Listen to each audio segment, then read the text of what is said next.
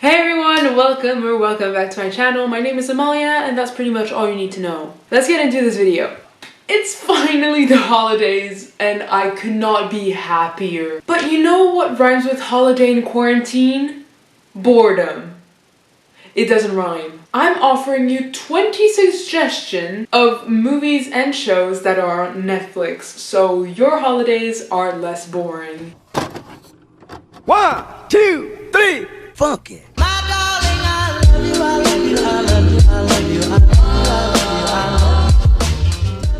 In this video, I'm not gonna be talking about those like basic shows that everybody knows, like Gossip Girl or Brooklyn Nine-Nine. So all of them are underrated movies that you guys should absolutely check out. Let's start with the shows. The first show that I selected is Scorpion, and it's just such a great show because it's a band of like 5 geniuses and they are working with the FBI, I believe, and they just solve big problems, and it's a lot of fun watching them solve huge world problems and like this. The next one is Atypical, and it's such a touching show because it's this guy who has autism and you just follow him through his life and you just see him, how he thinks, how he acts, and how different it is. The third one is completely different. It's How to Get Away with Murder. This show, oh my god, if you do not pay attention to it for like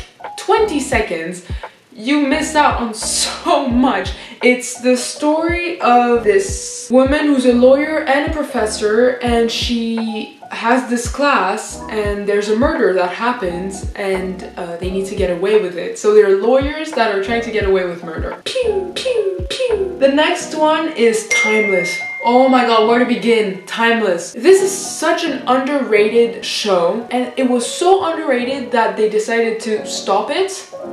I want to punch the people that haven't watched it. It is 3 people that have been hired to travel in time and to stop this other guy who's also traveling in time, but he wants to destroy our history, the history we know nowadays. And the 3 people need to go after him and try to stop him. But there is a massive plot twist, and it is an amazing show. The costumes are immaculate. The scripts are mwah. Everything is so great. The cinematography is beautifully made. The next one is Community. This one is such a funny, this is a funny show. 7 people that they want to have another degree. So it's like a community school. And there's 7 people that are in there that we follow throughout the whole show, and there's just a lot of adventures, a lot of laugh. It is such a feel-good show. Next one is Dynasty. Dynasty. I mean, there is Liz Gillis. I don't know how to say her name, but the actress that's also in Victorious that plays Jade. She's such a great actress, oh my god, and so pretty. You follow a rich family who has so much drama, as all rich family has. The fashion is gorgeous. You really, like, it really captivates your attention. Like, you finish an episode and then you want more, you want more, you want more. I think that's Netflix's specialty. The countless of times that I've said, one more episode. No, that's a lie. It's a rabbit hole. The IT Crowd. So this one, you follow 3 people that are, no, 2 people that are IT nerds and 1 woman who's a regular person. The show is so underrated and I don't understand why. It's called Girl Boss. The character is so relatable, like the most relatable character ever made on Netflix, I think. The character makes you laugh and cry because she's so relatable and you're like, wow, damn, my life is the exact same. The aesthetic of this film, the colors chosen, the clothing chosen, everything is amazing. I've seen it like 3 times. And it's not that long, I think it's only 2 seasons. Next one, The Bonfire of Destiny. This one, I think it's a French show, but you can put it in English if you want. It's really interesting because it's based on a real event that happened. The script is really nice. The story, the way it's told is really nice, and it gives you shivers when you see what happened, etc. So basically that's about a fire that happened in this charity event, and then you see like you follow like 3-4 families or groups of people, and you see how all of those lives connect somehow. That's the last show I'm gonna talk about. It's The Society. So this one is kind of a basic show, but I like it because of how the characters are built. A world where mysteriously all of the adults and kids that are younger than 12, I think, or something like that, disappeared. They just completely poof vanished. And so you see how their society evolved. So at the beginning you see that they're all lost and they are all like grouped together, but then you slowly see that like a few group of kids rise above the others. So now moving on to the movies. The first movie that I will recommend is We Are the Millers. It is such a funny movie. You've probably seen this meme going all around. That's where it comes from. It's this guy who's involved into some illegal stuff and he pays people to be his family. It's hilarious how he puts himself in those situations and he's just there like, I'm trying to do the best of the situation. I'm gonna cry just by reading the title. It just makes me want to cry. The show No Strings Attached. The ending is one of the best endings. It's just me because I'm a sucker for romance movies. And there is, what's her name? Portman, Natalie Portman, I think that's the actress, and the husband of Mila Kunis,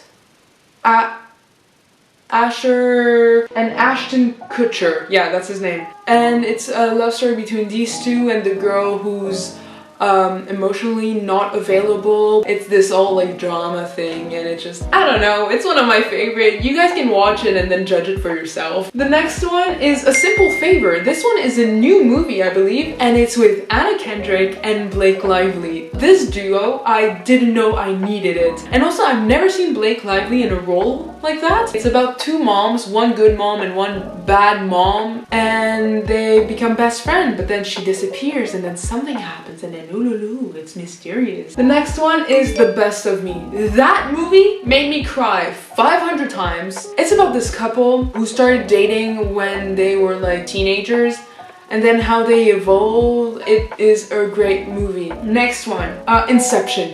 Oh my god, Inception. If you blink, you will miss out on 500 information. So basically, if I'm gonna recap it, it's a dream in a dream in a dream in a dream. It is a mind-fucking movie. By the end of it, you're like, what is real? What is not real? Is this real? And the ending, oh my god, the ending is the best, most genius last shot of any movie existing. By the end of it, you're like literally like this.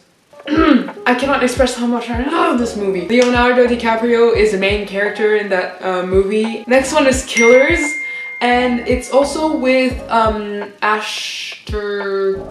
Christian, the guy I mentioned like 5 minutes ago. I forgot his name. It's about this guy who's actually spy. This girl, just this random girl who falls in love with this guy and she doesn't know that he's a killer. And then at one point there's like this enemy that comes and tries to kill the guy, and then the lady's like, what the hell? And it's so funny. Next movie is Nerve. This movie is like, it gives you shivers because you're like, by the end of it, you're like, this could totally happen in real life. It's basically this app that controls young people's mind to do crazy stuff. The ending is also very heartbreaking. Like you cry. I mean, I cry, but I cry all the time. So next is The Age of Adeline. This is also with Blake Lively, and it's the story of this girl who doesn't age, and so every 30 years she needs to like renew her life. And next is Little Women. The only thing I have to say is Timothée Chalamet. No, but there's great actresses. There's Emma Watson in there, and also a lot of great actresses, I'm sure. I just don't really know their names, but it is beautifully written. Wait, who wrote the book? Because I know it's from a book, it's an adaptation. Louisa May Alcott. So that's the author of the book, and it is a classic, and they've made it into a movie.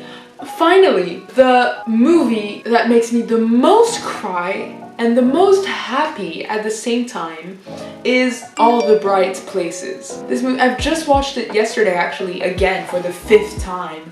So you follow two teenagers that are both equally broken, and then they fall in love. I mean, of course. You see like how at the beginning they're so sad, and then they start being happy again.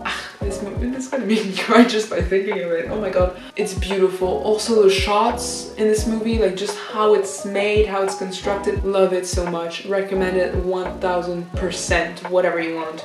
Alright, I really hope this video helped you. Tell me which one you're interested in watching. That would really make me happy, just to know what you guys are intrigued in general. Or put recommendations, because I need recommendations too. You know what to do, like thumbs up, subscribe, share this video, please. That would mean a lot to me. And just thank you for all of your support in general. And I will see you in the next video. Bye! 1, 2, 3, fuck it. My darling, I love you.